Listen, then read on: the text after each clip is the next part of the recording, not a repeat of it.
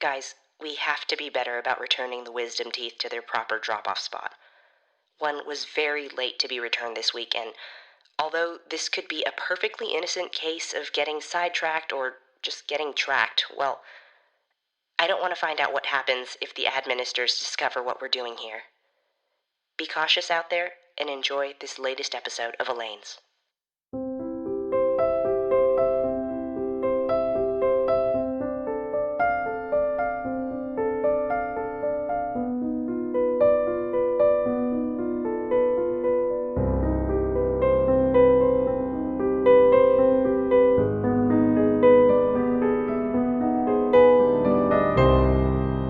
Hello and welcome back to Elaine's Cooking Podcast for the Soul. I'm your host, Elaine Martínez, and tonight, listeners, in the interest of open communication, I've been feeling a little blue. I suspect it may be the temporary lockdown in place across LA making me a little stir-crazy. I've been stuck in this dental office for the past 3 days, or it could be the lean rations and the ongoing ban on bread. I don't know. Sometimes I think it's just the death of most of my friends and family after the rapid, haphazard exchange of nuclear weapons by now extinct government bodies all those months ago. I hate to complain, but I know there might be other people feeling a little down, so thought it might be worth sharing. We all have ways of coping with sad emotions, but the best way for me is by cooking up something good and talking to myself. Today, however, I'm getting a little outside of that old routine. Oh, I'm still cooking up something delicious, but this time around, I'll be talking to a lovely new guest by the name of Robin Jones. Welcome, Robin. Hello, Elaine. Robin, it is truly a pleasure to see you. Now, we were once tangential acquaintances. Yeah, I was your barista. Saw this babe every day for their chai tea latte, and now I get to hang out where you work. I didn't even know you were a dentist. Although I guess in retrospect, your scrubs and insistence that I use your #1 dentist mug makes a little more sense. Oh, I've missed those chai lattes and I've missed your energy. Still have the cup, though. See? Sick. Well, what are we cooking up today, Miss Robin? Firstly, before we get in too deep, I do prefer gender-neutral pronouns such as they, them, or just Robin. I hope I didn't offend you. Nah, you didn't know. Now you do. Still prefer she and her? That is correct. And secondly? Secondly, let me just say, when I heard you were doing a post-apocalyptic cooking podcast, I was like, okay, but there are only 2 ways to eat canned meat, as far as I know, hot or cold, right? But then I remembered 2 very magical words. Penne Bolognese. Italian. Yep. The recipe I brought with me is a modified version of other better versions. It uses only a can of diced tomatoes, a half cup of lentils, some tomato paste, a handful of illegal spices, and my least favorite noodle, the freaking tiny tubish one. I see. Well, your candor is much appreciated. Sure, that's like my thing. Hey, remember when you were talking about being sad and lonely? Just a few moments ago? Yeah. Yes, why? Is that like the same as feeling bummed? Maybe. What does feeling bummed feel like for you? You know, bummed. For me, it's like this engulfing wave thing that happens to my heart every once in a while when I remember everything I've lost. My mom, my sisters, my cats, my Bluetooth earbuds. It feels like my heart is being squeezed, but also like I'm plummeting from the top of a roller coaster, but like it's not fun at all. Sounds like, and I am just a dentist and not a licensed therapist, psychologist, or medical doctor, but perhaps you are describing a panic attack brought on by feelings of sadness and isolation? Nah, I wasn't panicking at all, though. I was just chilling in the abandoned Russian deli I've been living out of, sitting on the counter, eating some Sour Punch straws and thinking about life. Sure, but... Like, for all intents and purposes, it was a pretty regular day. My own anxiety has many triggers. Sometimes it seems to pop up quite randomly and can really lay me low. Woof. Thank God I don't have that. Right. Well, Robin, what I'd like to suggest is that you continue talking this out with a licensed therapist. I used to know many, but these days everyone of that ilk has been rounded up to work on those semi-sentient advertising robots. Oh, you mean the ad ministers? Those things are... Terrifying? I was gonna say dope, but yeah, they're pretty fucking terrifying. Indeed. So since real methods of dealing with our declining mental health is temporarily unattainable, why don't we work through this by way of having a little fun cooking up some food and enjoying one another's company? why don't you share a little bit about this delightful dish with us? Cool. I'll just, tamp those feelings down for now. Okay, give me a sec. Please, take your time. Okay, cool. All set. So, for the dish, there are basically two elements uniting here. We've got a real chunky tomatoey sauce. Plainly stated, I love it. And we've got a noodle. Penne, to be precise. Ugh, don't get me started. This dumb-looking tube is by far the least popular noodle, and it's impossible to trade at the ration swaps. Even wheat fettuccine noodles pull a higher rank than this guy. It is a very boring noodle. Let's get started on the sauce. Afterwards, we'll rinse out the pot and boil up the penne. The sauce, oh man, Elaine, I've really worked this one out. It's a huge step up from your regular jar of marinara. Lots more flavor, tons more protein. Oh, and we certainly are not in a position to turn down protein. No, we are not. So, the sauce is real simple. I brought with me a can of diced tomatoes. Will you open that? Of course. And I guess I can get this hot plate thingy fired up. It's like a camping stove, right? Exactly. It gets that pot hot extremely fast. Perf. Just throw those tomatoes right on in, Elaine. And then we'll fill that can there with some water and add that as well. May I? Oh my, I never thought of using the water pick for cooking before. Well, if we're gonna do this on top of a dental chair, we might as well use the whole hog, right? Very resourceful. Great. So we can just let that pot get hot? You weren't kidding. This thing works fast. It is always an extremely high flame and a very thin pot. Well, all right. I guess it's time to add the tomato paste. Just a squirt there, maybe a tablespoon's worth. Done. I'll just stir that right in. Great.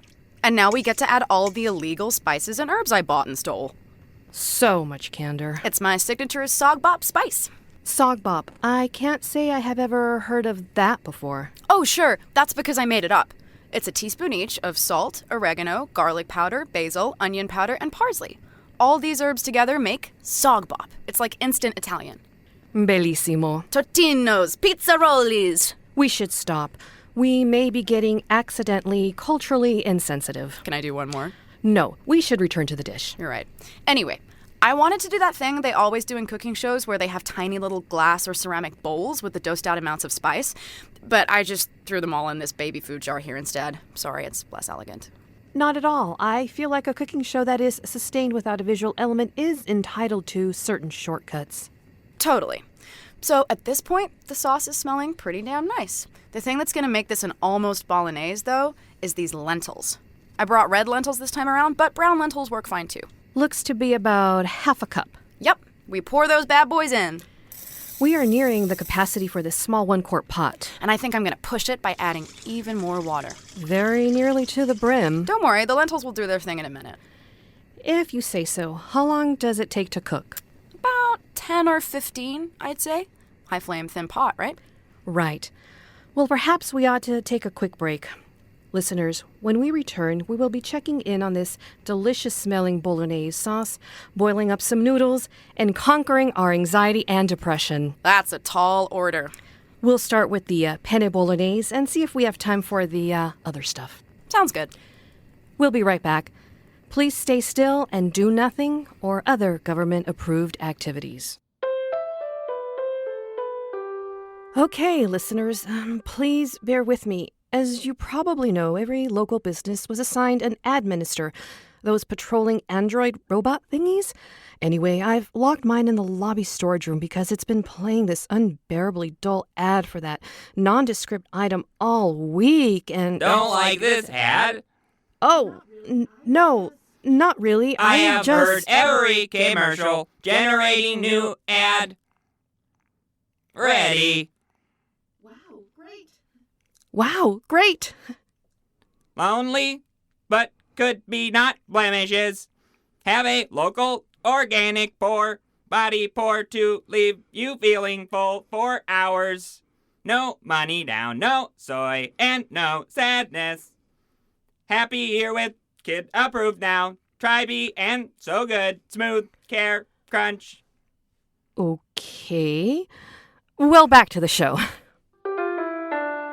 Listeners, hello and welcome back to Elaine's Cooking Podcast for the Soul.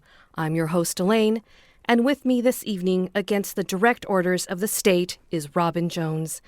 Together, we're cooking up a protein-dense and delicious penne bolognese. Before the break, we had a tomato-based Italian spiced sauce cooking up around some red lentils. We can see now that it has thickened up and that the lentils themselves are breaking down. Yep. Now that the sauce is ready to roll, we should knock out these noodles. Sounds great. I'll transfer the sauce to our one mixing bowl here. And I guess I'll rinse this pot out with this water pick here. We do have a hand sink over there. That's all right. I could scrub out some of the larger tomatoes that have gotten stuck to the bottom. You're so sweet, but honestly, don't worry about it. Okay. So, the noodles. Just pasta and water, babe. Oh, so you're just going to fill the pot with the water pick tool? Yeah, so convenient, this thing. I do have a few jugs of water we can simply pour into the pot. That seems like a lot of work. I'd have to stand up, walk over, and then I'd have to pick up the jug, walk back over here, open it, pour it in. Okay, so while you continue to fill that, I'll fire up the range again. And the pasta should be ready in about 8 minutes. Yep. After that, I better scurry back off to the deli, make sure nobody's been messing with my shit. You have a few cherished possessions from before? Yeah, I have the rest of those Sour Punch straws I'm pretty stoked to get back to, if anyone took them. I meant more like photographs, blankets, sentimental items from before the nuclear events. Oh. Nope. Just me and my issues, but I am working on seducing the administrator that patrols my block. I mean, I know there are Ken dolls down there, but think about what those hands could do to you. Shh! Geez, censor much? No, it's not. Do you hear that? Is it sundown already? Oh my, we've run a little late. All right, well, I'll just drain off these, extra al dente noodles. No worries. The sauce and a jaunt across town will give them some time to finish cooking. Shall I just stir these noodles into the bowl of sauce? Oh yeah, and you can put my half right into this big old mason jar I bought the lentils in. So savvy. Perfect for Molotov cocktails, actual cocktails, and leftovers. I wish you could stay and dine with me, but it's definitely for the best you go the way you came, safely and quietly, and without the administrators being any the wiser. I wish I could stay too, but these robo-mobsters have my number. Yes, they are very intuitive beings. Thank you for taking the risk upon yourself to sneak out and join me for the cooking portion. Yes, that. But I mean, they literally got a hold of my black market burner phone digits a month ago and keep trying to get me to sign on to all-inclusive vacation scams, which I'm pretty sure is, Death? Oh shit, you think? I was just gonna say lame. You think they're killing people? Well, nobody I know has ever returned from their all-inclusive vacation, so... So maybe it's not lame after all. Maybe there's like a zip line or a dope-ass buffet. Maybe. No, you're probably right. They're probably killing people. Anyway, I gotta bounce. Hopefully I'll see you around, but if not, you know where I'll be. In the sub-basement of the Russian kosher deli on Sunset, surrounded by a pack of feral dogs and a series of Home Alone-inspired booby traps as usual. Hit me up if you're ever in the neighborhood. Right. Will do. Thank you so much, Robin. Here's your jar. Have at least one bite with me before you leave? Sure. Fork? Oh, yep. I'm incredible. Oh my. This is so great. The sauce here is robust, flavorful. I really should go. Of course. Chow down, Elaine. You get it? Chow, like Italian? You got one more in. Very nice. You love it. Bye. As I was saying, what we have here is robust, flavorful, and textured. The lentils add a meat-like density, and the noodles do what noodles do best: exist. I know they had to dash before the administrators scanned the place, but Robin really is some kind of genius. I wish they could have stayed a little longer. Listeners, sometimes sadness and loneliness need to be felt. Pretending these feelings do not exist is far less conducive to one's health than acknowledging that they are both natural and passing feelings. I'm very happy that Robin joined me this evening. It reminds me that we are united in possessing these feelings. We must remember this if we remember nothing else. None of us is truly alone. After all, if you are listening to this, it means you have me. If you are listening to this, it means I have you. I am so happy to have you. It makes me happier than even this delicious penne bolognese, and that is truly saying a lot. It's time for me to stand at attention for 3 minutes while the administrators do their scan of the premises, but thank you so much for tuning in this week. This has been Elaine's Cooking Podcast for the Soul. I'm Elaine Martínez, not crying, hugging you good night. This episode of Elaine's Cooking for the Soul was written and directed by Allison Slice and produced by Mackenzie Mazzell. This show is brought to you by the Period Network. Story by Allison Sliceman. Elaine Martínez was voiced by Rosa Delgado. The part of Robin Jones was played by the actor Liv Hewson. Liv Hewson is a wildly talented person whom you can follow on Instagram at liv.hewson. That's liv.hewson. And on Twitter at Liv Hewson. The Administrators were also voiced by Greg Go, whom you can find on Instagram at GoGoGreg. The Courier bravely transporting Elaine's episodes was voiced by Raechel Wong. Logo design by Predictive Text that said it wasn't political. Special thanks to Liv Hewson for their time and talent, and to Jason Smith, Tim Schildberger, and to the Boyle Heights Arts Conservatory. Elaine's Cooking for the Soul now has a Patreon. If you feel like supporting the show with $1, $5, or even more, go find us over at patreon.com. Patrons get to hear our guest interviews and enjoy other exclusive Elaine's content, and it's just a great way to connect with us and support what we're doing. If you're still alive and listening, that's great news. Please rate, review, subscribe, and share this podcast with your fellow survivors. It's the only way anyone will know we still exist, or at least did exist at some point. You can also follow Elaine on Twitter at Elaine's Cooking, or on Instagram at Elaine's Cooking. You can email us at elainemartinez.dds@ladentalcare.org. That's ELAINES. Well, just rewind 15 seconds if you need to hear that all again. Every recipe we use is achievable with a can-do attitude, a stovetop, and approval from the interim government. We'd love to hear your apocalyptic recipe ideas and see your attempts at what we've cooked up this week. Remember, boil your water and never give up. Until next time. Hope you enjoyed that episode. Now, all you have to do is return this wisdom tooth to our pre-established drop-off point. There should be a boot or a tin can or some kind of hollowed-out little Debbie snack. I don't know. Maybe a cosmic brownie this time? Elaine doesn't know the pains we go through to keep this show secret, to keep her safe. And that's how it should be. So keep listening, keep living, and find us again next week.